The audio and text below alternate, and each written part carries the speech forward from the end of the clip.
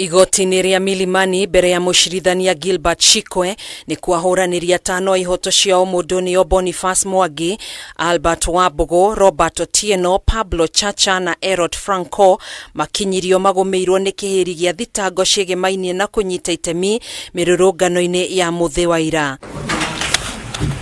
Mathaa-inĩ ma kiroko mwena wa thitango ni uhoire igoti atano aya mahingirwo kwa ihinda rĩa thikũ 21 niguo ukorwo barĩkĩrĩrio thuthuria wao. Ihoya rĩrĩa rĩreganirwo narĩo ni mũcirithania Chikwe akiuga mwena wa thitango ndunaheana itũmi njiganu na gwathana marekererio na ciringi 20,000 mbeca baribari o mundu. There are no compounding reasons from our side to suffice the application to hold our clients for 21 days. Reasons being that in their application they've alluded that they've already confiscated the mobile phones.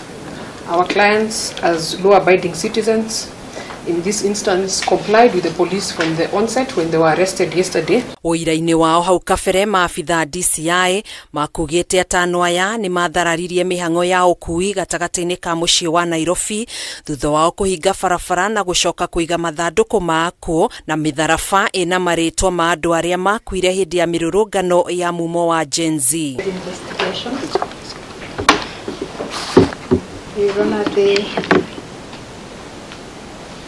Investigation relates to offense of false publication, taking part in an unlawful assembly and creating disturbance contrary to the relevant sections of the law. Oho nimerekanite kunyagia t-shirts na ifandĩko ciĩna ciugo cia gũcogera ngũĩ.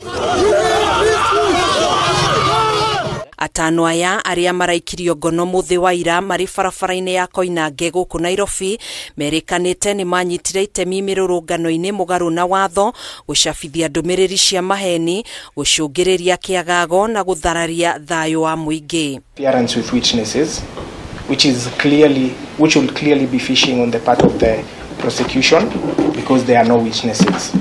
They are still conducting the investigations. Shiro yukagwetwo tariki 26 mweri ũkĩte.